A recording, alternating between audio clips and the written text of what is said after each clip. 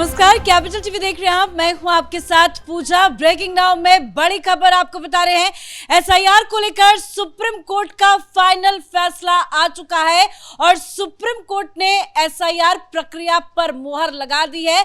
Supreme court ने साफ कहा है कि एसआईआर की प्रक्रिया संवैधानिक है, वैध है और इसी के साथ सुप्रीम कोर्ट के फैसले को लेकर विपक्षी पार्टियों को भी बड़ा झटका लगा, क्योंकि विपक्षी पार्टियों की तरफ से बार बार एसआईआर प्रक्रिया को लेकर सवाल उठाए गए, कई सारी याचिकाएं भी दाखिल की गई, लेकिन आज सुप्रीम कोर्ट ने एसआईआर प्रक्रिया को वैध माना है। तो सुप्रीम कोर्ट के फैसले में क्या कुछ है, अहम बातें क्या कुछ फैसले से सामने आया है, बताएंगे आपको। मेरे साथ जुड़े हुए हैं कैपिटल टीवी के editor in chief doctor Manish Kumar. Sir, final फैसला एसआईआर को लेकर सुप्रीम कोर्ट का, क्या कुछ अपने फैसले में सुप्रीम कोर्ट के जज ने कहा है? देखिए, फैसला तो आ गया, लेकिन ये जो मीठी छुरी चलाने वाले, लोगों को भ्रमित करने वाली पॉलिटिकल पार्टीज, ये इंडी गठबंधन के लोग, इसमें याचिकाकर्ता ज्यादातर पॉलिटिकल लोग थे और ये वोट चोरी का मसला उठाने वाले राहुल गांधी के चेहरे पे बड़ा तमाचा। योगेंद्र यादव वहां पहुंचे हुए थे, वहां आरजेडी वाले पहुंचे हुए थे, मनोज झा वहां पहुंची हुई थी, महुआ मोइत्रा बिहार में हो रहा था, महुआ मोइत्रा सबसे पहले पहुंची थी, ममता बनर्जी की जो फेस है सोशल मीडिया और मीडिया के अंदर, वो लोग भी गए थे और सुप्रिया सूले भी गई थी। सारे लोग पहुंच गए और सारे लोगों को एक साथ आज तमाचा लगा और आज के बाद से ये फैसला इतना ऐतिहासिक है कि राहुल गांधी और विपक्ष की तरफ से ये एसआईआर का मुद्दा, जिसे राजनीति करने की कोशिश इन लोगों ने की, वो ध्वस्त हुआ। वोट चोरी का मसला ध्वस्त हुआ। वोट लोगों के नाम को काटा जा रहा है, ये बहुत बड़ा डेमोक्रेसी के साथ खिलवाड़ हो रहा है, ये भी आज दफन हो गया। कारण कैपिटल टीवी के दर्शकों को हम लोग शुरू से कहते आ रहे हैं लगातार कि जब से ये एसआईआर का मसला आया, संविधान में कोई दूसरा प्रावधान ही नहीं है। द ओनली ड्यूटी जो इलेक्शन कमीशन के पास है, उसमें सबसे पहली ड्यूटी जो है इलेक्टोरल रोल बनाना। तो इलेक्टोरल रोल में क्या बांग्लादेशी, पाकिस्तानी, अफगानिस्तानियों को हम घुसा देंगे, रोहिंग्या कुछ डालेंगे, और दूसरा कि फ्री एंड फेयर इलेक्शन कराना। यही दो जिम्मेदारी है और इतने वाइड रेंज ऑफ उसके पास अधिकार है, इसलिए यह फैसला आना था।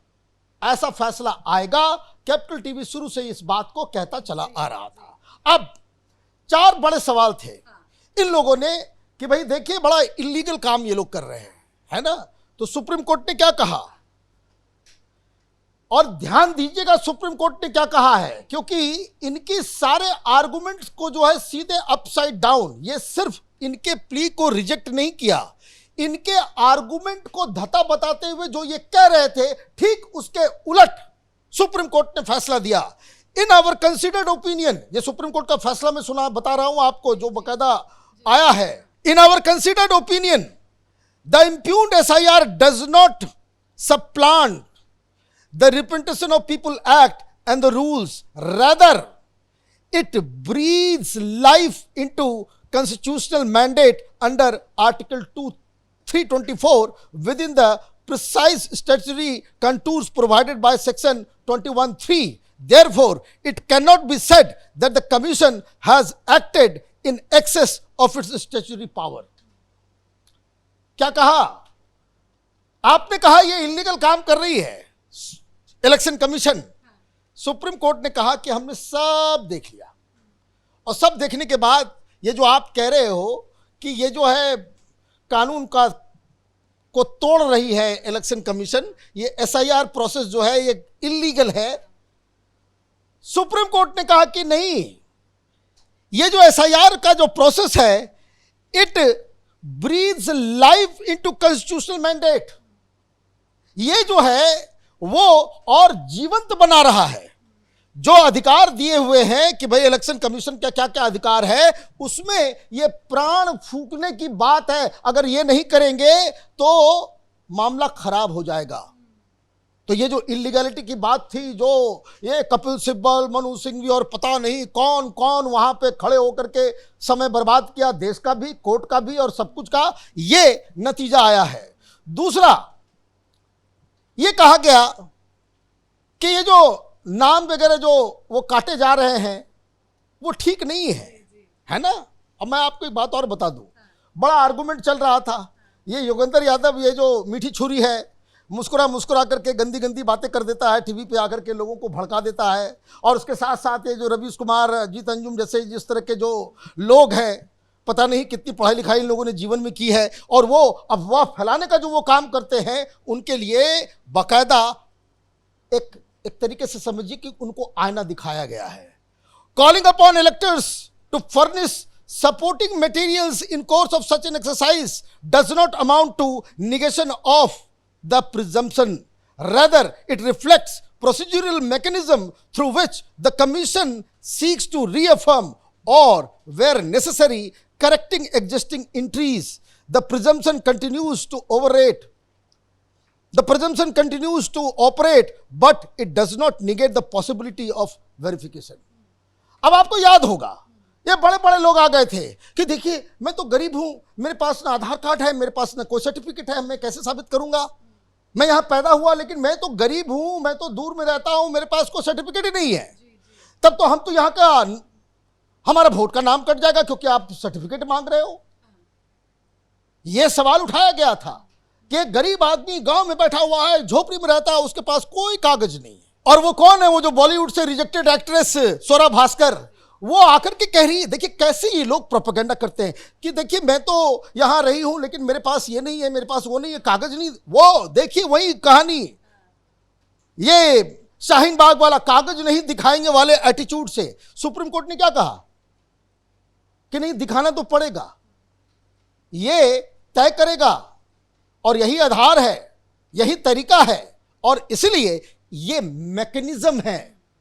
अब इस बात को समझिए कि ये सदा के लिए खत्म हो गया, क्योंकि इस बात को भी बार बार हम लोग कह रहे थे कि सुप्रीम कोर्ट में चीजें जा रही है और हर स्टेज के ऊपर, चाहे वो बिहार का हो चाहे वो बंगाल का हो, हर स्टेज पे सुप्रीम कोर्ट ने एक गाइडलाइन दिया।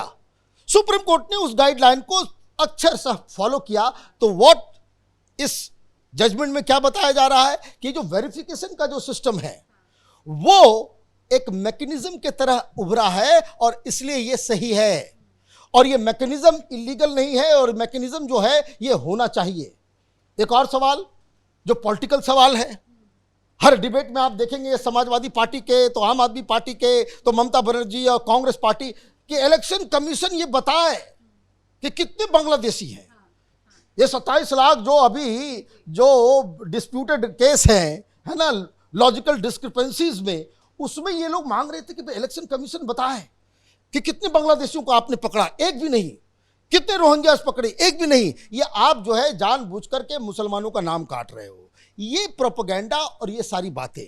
उसके ऊपर क्या कहा, अब देखिए एक और बात ऐसा कर दिया गया है सुप्रीम कोर्ट के द्वारा, हड़कंप मचा हुआ है, वैसे ही बॉर्डर पे भाग रहे हैं ये बांग्लादेशी, और इस फैसले के बाद और ये भागना शुरू कर देंगे। क्यों? क्योंकि सुप्रीम कोर्ट ने कहा अपॉन डिटेल्ड कंसिडरेशन, मतलब पूरे अच्छे से हमने जांच परख किया, we have come to the conclusion, और हम इस निष्कर्ष पे पहुंचे हैं that in view of the statutory requirement under section 16 of the representation of people act, the commission in the course of preparing or revising electoral roll is undoubtedly empowered to examine questions bearing upon citizenship. ये बहुत बड़ा argument था कि election commission electoral roll बना सकता है, voter हैं या नहीं है, लेकिन ये अधिकार किसने दे दिया कि वो सिटीजनशिप को तय करे। तो सुप्रीम कोर्ट ने कहा कि नहीं, हिंदुस्तान का वोटर, हिंदुस्तान का सिटीजन होना चाहिए, यह पहला क्राइटेरिया है कि कोई हमारे वोटर लिस्ट में नाम है तो वो सिटीजन होना जरूरी है। तो यह अधिकार इलेक्शन कमीशन के पास है टू असर्टेन वेदर ही और she is the citizen of India और नॉट। और यही ये फैसला, ये आप देखिए कि सीधे अपसाइड डाउन हो गया। ताकत पूछ रहे थे भाई इलेक्शन कमीशन होता कौन है कि सिटीजनशिप तय करे, और उसके बाद क्या किया कि यह बात सही है, सिटीजनशिप तय करना नहीं तय करना, सिटीजनशिप है या नहीं इसकी जांच कर सकता है इलेक्शन कमीशन, लेकिन तय कि कोई व्यक्ति सिटीजन है या नहीं है ये होम मिनिस्ट्री का काम है। तो ये क्या कहा गया है मालूम है आपको? सुप्रीम कोर्ट ने कहा है कि जितने लोग ये जो लॉजिकल डिस्क्रिपेंसीज में हैं, जो असर्टेन है, जिनका नाम काट दिया गया है, उसकी नाम को, सारे नाम को इलेक्शन कमीशन 4 सप्ताह के अंदर होम मिनिस्टर को दे दे, होम मिनिस्ट्री को भेज दें, ताकि होम मिनिस्ट्री फिर ये तय करेगी, फिर डंडा लेकर के घूम घूम करके इन लोगों को ढूंढ ढूंढ के निकाला जाएगा कि भाई कहाँ हो, किसने ये जो आधार कार्ड तुमने बनवाए, ये फर्जी आधार कार्ड कहाँ बना, कैसे बना, तुम सिटीजन हो या नहीं हो।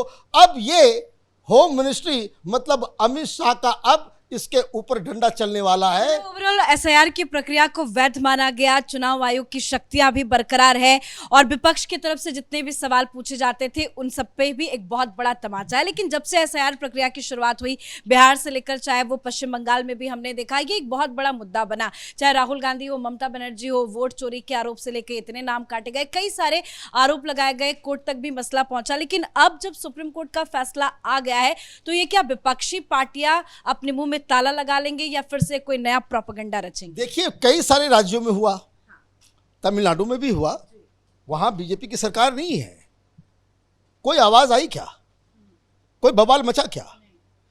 Why it happens only to those states जहां ये बांग्लादेशी, रोहिंग्या और ये बाहर से जो है माइग्रेट करके इन लोगों ने जो वोट बैंक बना रखा था करोड़ों करोड़ों की संख्या में, ये वही क्यों मसला है?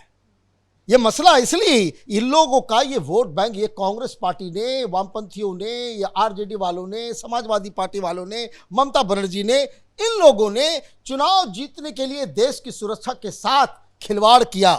और ये सिर्फ फैसला एसआईआर को लेकर के नहीं है, आई गो बियॉन्ड दैट। ये जो एसआईआर के बाद जो नाम कटने के बाद उसकी विवेचना, उसकी जांच के लिए होम मिनिस्ट्री को इन्वॉल्व किया गया है, ये एक और बहुत बड़ी मुसीबत आ गई है। बहुत बहुत धन्यवाद सर जानकारी के लिए। तो सुप्रीम कोर्ट का ये फैसला विपक्षी पार्टियों के लिए बहुत बड़ा झटका है। सुप्रीम कोर्ट ने एसआईआर को वैध माना है, संवैधानिक करार दिया है और विपक्षी पार्टियों के लिए ये फैसला बहुत बड़ा झटका है। चुनाव आयोग को पूरा अधिकार है कि किसके नाम जोड़े जाए, किसके नाम हटाए जाए, सुप्रीम कोर्ट ने साफ ये आदेश दिया है। इस बड़ी खबर में इतना ही। देखते रहिए कैपिटल टीवी। नमस्कार।